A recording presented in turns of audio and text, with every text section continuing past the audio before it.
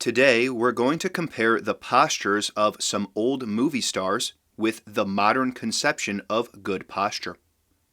Now, I'm not saying that these movie stars have perfect posture. In my opinion, they don't. But I do think they have above average posture, and they can help us see what's wrong with the modern conception of good posture. There is reason for us to think great actors should have above average posture. Classically trained actors were taught how to hold and present their body, as that is a valuable skill to have when you need to gesture to convey emotion as an actor does. Actors, especially from many decades ago, are often seen as graceful in their movements, especially someone like Fred Astaire.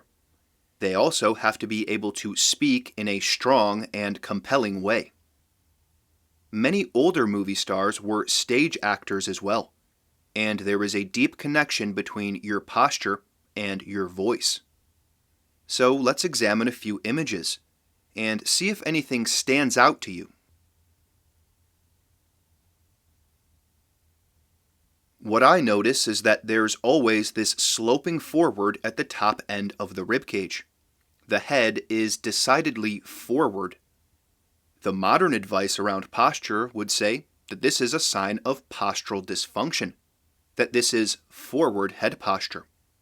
When you examine the images used by major organizations, universities, and various professionals, they show good posture as having your shoulders pulled way back, your ear over your shoulder, and the back of your head in line with or close to the back line of the body.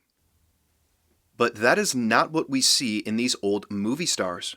We see a distinctly different posture where the back of the head is far from the back line of the body. Their shoulders are not dramatically pulled back.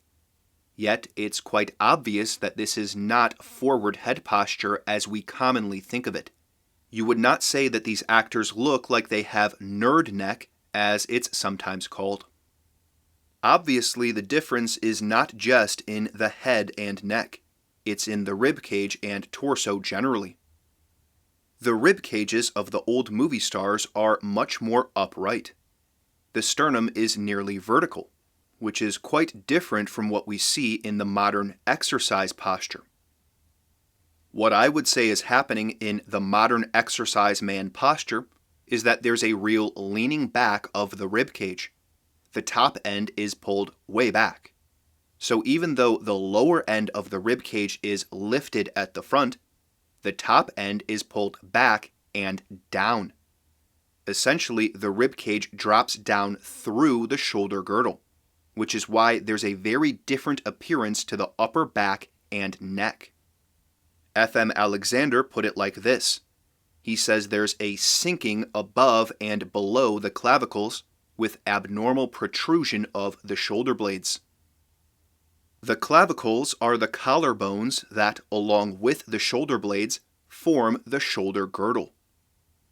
Your rib cage should poke up through the shoulder girdle, which is what helps make this shape we see in the old movie stars and also in F.M. Alexander and his students. However, if you allow your rib cage to sink relative to your clavicles, you get the modern look. The protrusion of the shoulder blades is caused by the pulling back of the shoulders that is typically wrapped up in this posture. When the shoulder blades are narrowed together on the back, they tend to stick out on your back. Alexander described what happens when someone attempts to stand up straight with this wrong conception. The shoulders will be thrown backwards and upward, the shoulder blades still further protruded, and the front and upper parts of the chest unduly elevated and expanded. There will be fixed protrusion and rigidity of the front chest wall, undue arching of the lumbar spine, shortening of the body, and harmful stiffening of the arms and neck, instead of fullness, broadness, and firmness of the back. I don't think it's hard to see the overexpansion of the front of the chest that will coincide with a kind of disappearance of the back. This is not a full, broad, firm back. This is a significantly bent and shortened back. Whereas when we look at these old movie stars, though they're not perfect, we do see a much more significant and full back. I think this image of a drill sergeant can help us understand the modern conception of good posture.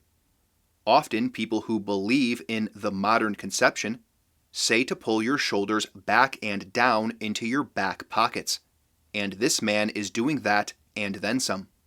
His lumbar spine is massively curved, as Alexander said, and his chest is expanded at the front, but his back is missing.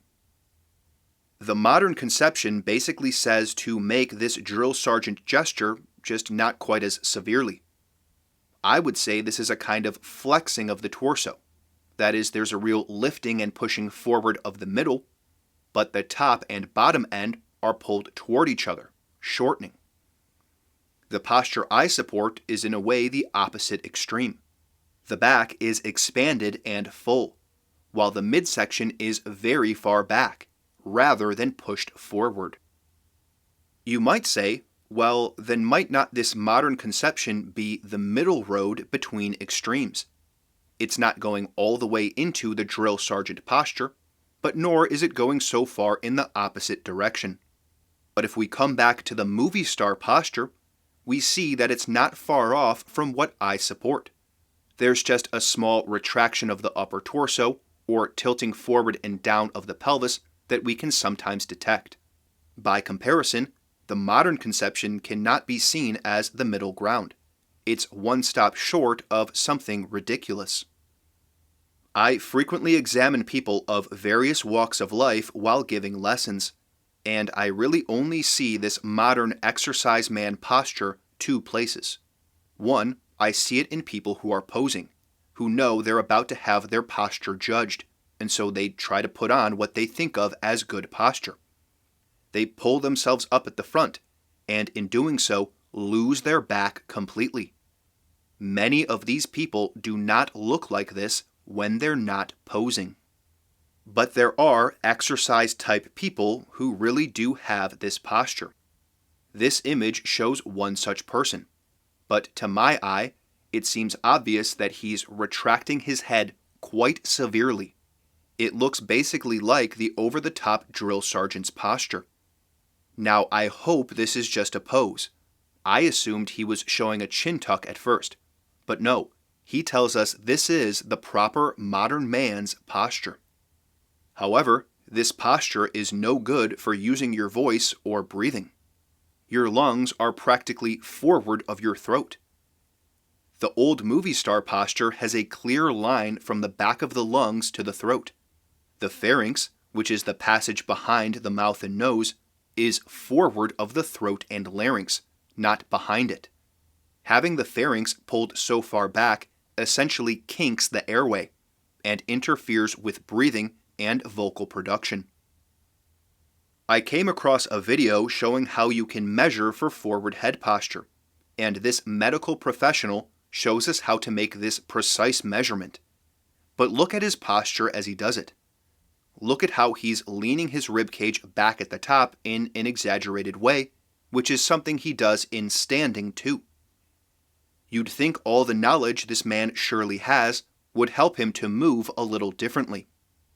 Now you might say it's kind of an awkward task to make that measurement. That's why he's leaning like that. But is leaving your pelvis forward and massively retracting your upper torso the only way it can be done? Of course not. But this is easy for him to do because it fits into his habit. If you've heard me say before that people go deeper into their habit whenever they have to do pretty much anything, this is an example. Actors, on the other hand, don't want to be limited in how they use their bodies. An actor might choose to make this gesture like this if they wanted to play an older, bookish type doctor.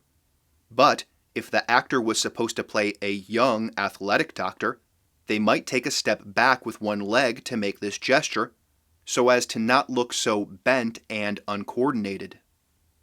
Francois Delsarte's work was highly influential on the acting world because he cataloged what various gestures and expressions conveyed. This was obviously very useful for actors because they could then make gestures that corresponded with the feelings they were to express in the scene, and thereby give a more naturally believable performance. But the less well understood aspect of Delsarte's work was how he trained the body to be supple and responsive enough to make these various gestures on command. A key part of this was the poise of the chest. Poise of the chest means having the rib cage upright and up through the shoulder girdle to support the head being forward and up. This allows the graceful movements of the actor, the light step, and the controlled voice capable of various timbres. You're probably not an actor, and maybe you don't think you need to control your voice all that much, but you should want to be able to control your voice and your body.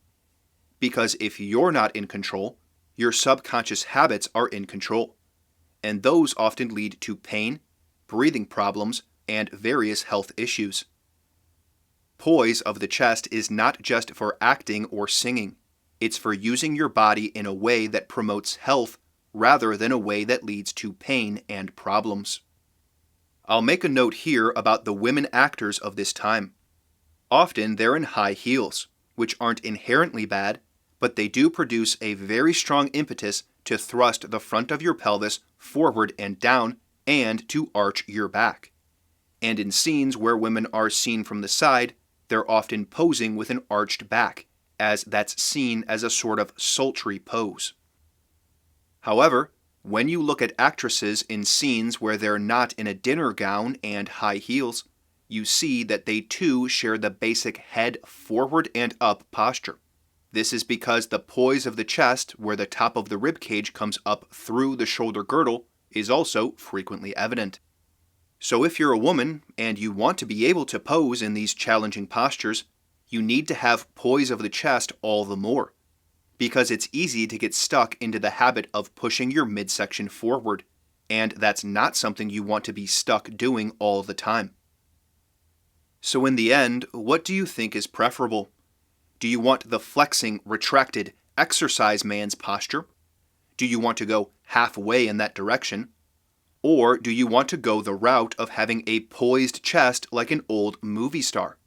To have the control to move gracefully and speak with confidence and precision. The old movie stars didn't get this by accident. Many of them trained in the Delsarte system or derivative systems. And what I teach on this channel and in lessons is essentially a modern version of the Delsarte system, not aimed at acting, but instead aimed at using your body in an efficient and healthy manner.